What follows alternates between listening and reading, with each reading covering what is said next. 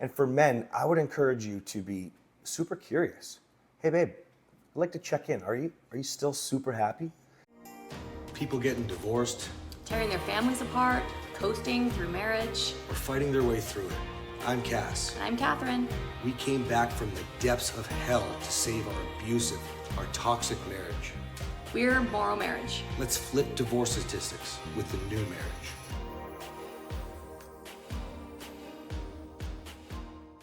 All right, guys, as you know, we are filming for our new podcast, MorrowMarriage. You can do one word or two. It'll come up either way. But let's get started today. My wife, she felt really passionate. You felt really passionate about talking about marriage and business. Marriage and business. Because there's been a lot of struggles with us trying to navigate that. Remember there was a time when you just wanted a job at Starbucks. Yeah. Yeah, because it would be more secure than... the crazy entrepreneurial life. Yeah. And it's not like I wanted to work at Starbucks. I just wanted to not have the stress of not knowing how much money we were going to make. Are we going to make money? How many hours do I have to work? I wanted a schedule. I wanted to know what time I had to be at work, and I wanted to know how much money I was going to be making because I wanted to be able to budget. Stability. And as an entrepreneur, although the reward can far outweigh the risk can be really scary. 100%. Now, I know where I could take this right now, but I'm curious, with your brilliant mind, if you have any ideas of where you'd like this to go.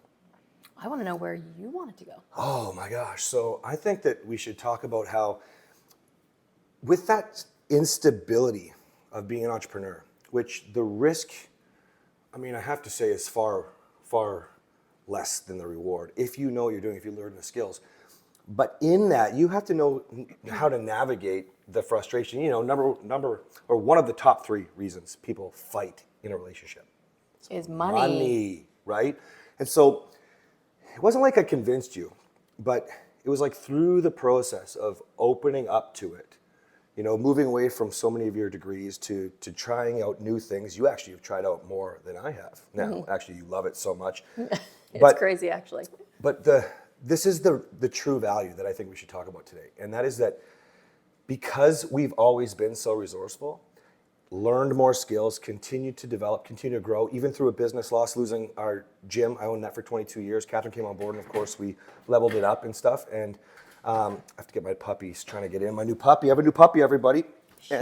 She is trying to get in. I do that. Yeah, we keep doing that. Calling her him. So through all of that, guys, this is the true value. Because we continue to grow and work together. Now, we struggled with our relationship to work together, but we did what we had to do with business on a whole, I would say. And through that, we no longer had to worry about the same financial constraints that so many of the people that we meet, that we work with, have to.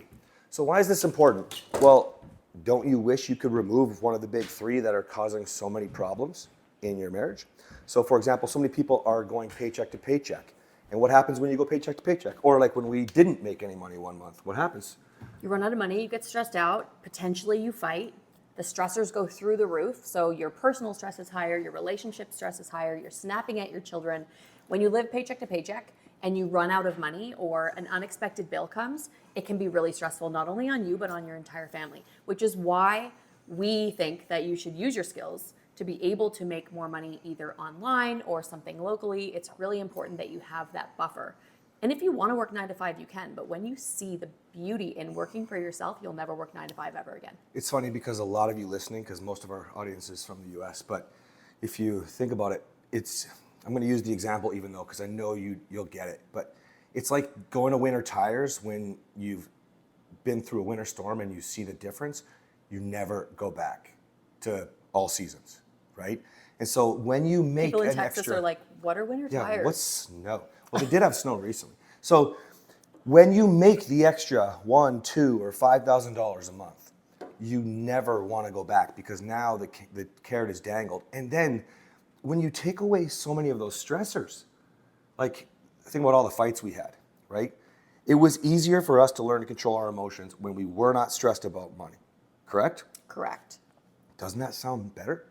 So let's give some practical advice on how people could get started. Mm-hmm. You know, you love to do this. One of your projects is the 6-figure nap. Mm-hmm. It's showing stay-at-home moms to make $600,000 in $600,000. I don't know why I said that. I Six teach figure people now. how to make six figures. I teach people how to make a few $1,000s a month or $10,000 a month if that's what you want to do. Right, and so let's give a few practical steps here. By the way, we're not trying to sell anything here. We just really believe that it can help take away a lot of the stress. I do the same thing in my program for men.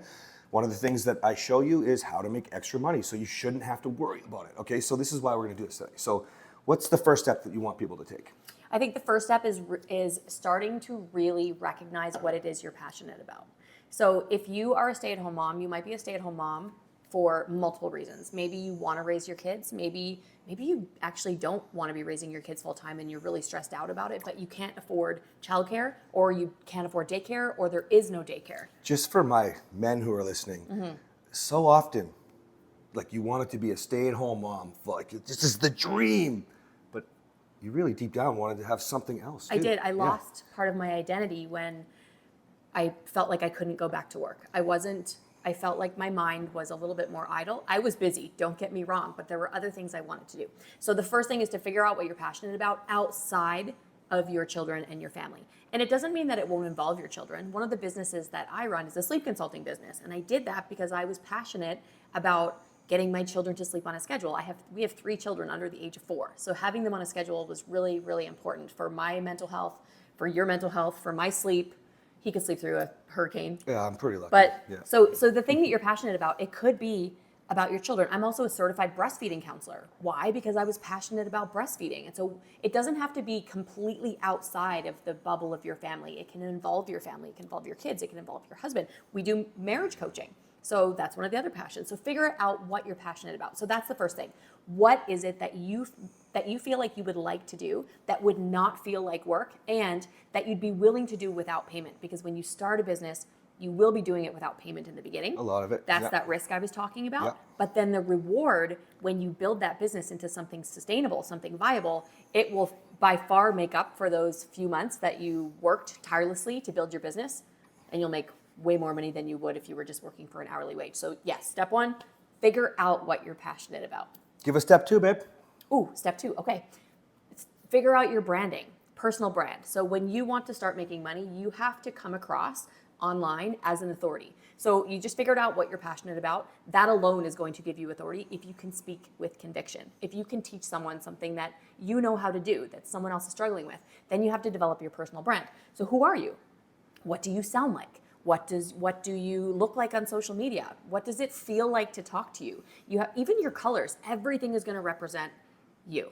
Can I say one thing about that? Yeah, I'd like you actually to jump in on what some of the advice that you'd give. Thanks, baby. I'm a big believer. I mean, we've grown pretty well on social media, so I'm a big believer in doing exactly what Kathryn said.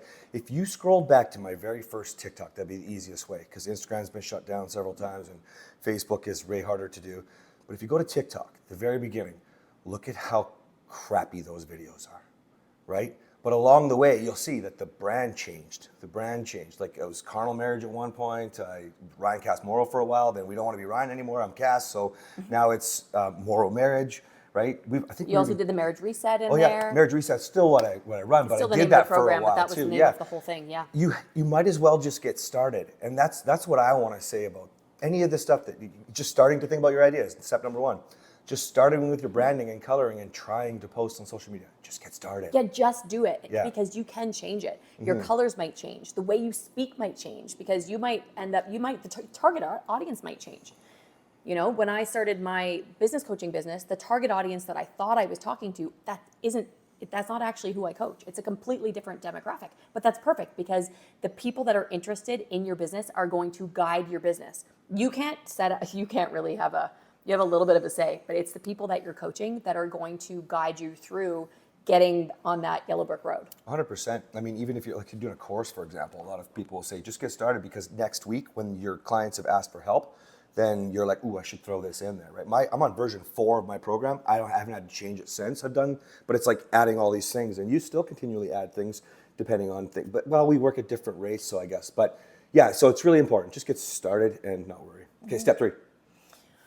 Oh, I would say come up with a plan. So once you figure out what you're passionate about and you figure out what you're representing, so that's your brand, so your color, the way you're speaking, making posts on social media, you need to come up with a plan. So where are you posting? What are you posting? How are you going to get known? So if you want to do, let's say that your passion is you like to, and I speak to women, so I'm speaking to women. If you want to crochet, I'm going to talk about crochet. If you're a man, you want to crochet, go nuts. But a lot of women like to do crafty things, more women than men.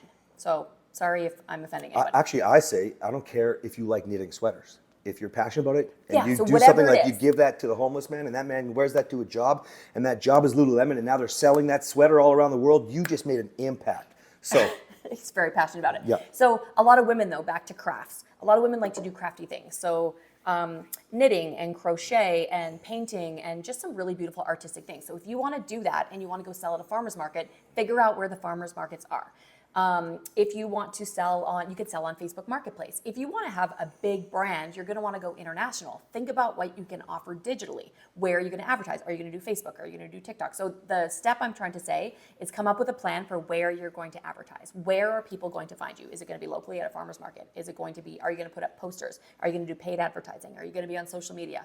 Are you going to have a website? All of those things you have to figure out. Otherwise, you have no visibility. And visibility is what is going to bring you clients, and clients bring you success and money. Which success, guys, doesn't mean money.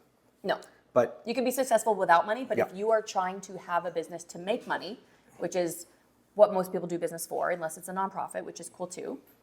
But even nonprofits need money. So money makes the world go round. So we do want the money. So you can't get money without clients, and you can't get clients without visibility. You can't have visibility without a personal brand. And you can't get a personal brand without a passion. Well, let's continue this more at a later time because I just want people to get started with the initial steps, but I want to talk about marriage real quick. This is going to be stressful on you.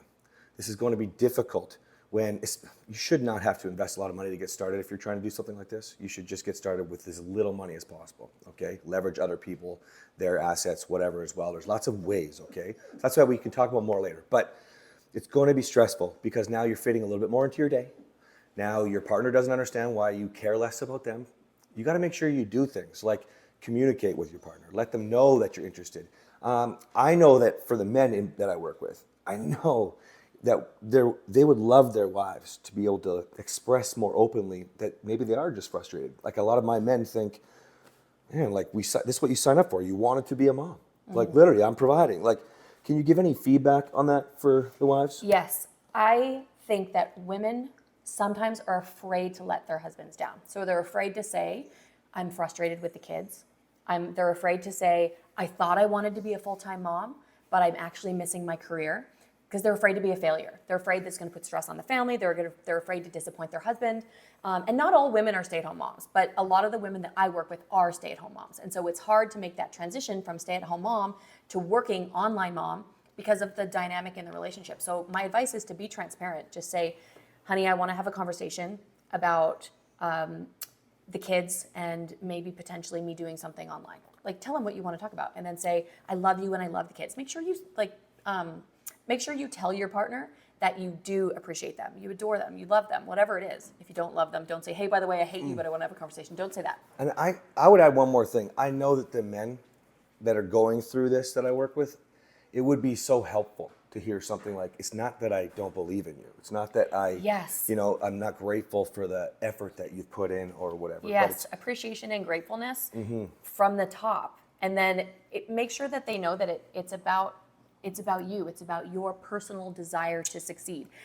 I appreciate, he makes way more money than I do, and I appreciate that. He gives me the flexibility so that I can be with the kids if I want to be with the kids. I can work on my businesses if I want to work on my businesses. We can get childcare if I need extra childcare. But if I didn't tell him I appreciated that and I felt entitled, would it make you feel very valued? Yeah, I think now I'd be okay because I understand, but we went through the roller coaster already, which was very hard on us. The tit for tat, the keeping score, who's doing what and why their time is more valuable here and why they need to be covered there. We just like to save you the hassles, you know? And for men, I would encourage you to be super curious. Hey babe, I'd like to check in. Are you still super happy? Here's some good clues, okay? So I work a lot more than Kathryn, and so a lot of men that I work with or that find me are very offended when their wives are like, "You take the kids, go see dude, or daddy, go see daddy," and I don't take that approach. I just literally take it from my wife and go, "Okay, I've got the kids, you got it," and I'll tell you why. Because we've done enough check-ins to I know that she's struggling at that point with the balance of how much time she's with the kids, how much time and pressure she has from getting things done with work. So use curiosity, right? Find out, are you still happy with what you're doing? Would you like to do more? Talk about dreams, talk about goals, right? Without that, we wouldn't have, we would have you just keep spiraling out of control because it's always a keeping score thing, All right, guys. Absolutely. Hope you're enjoying the podcast. We'll see you next time. Bye.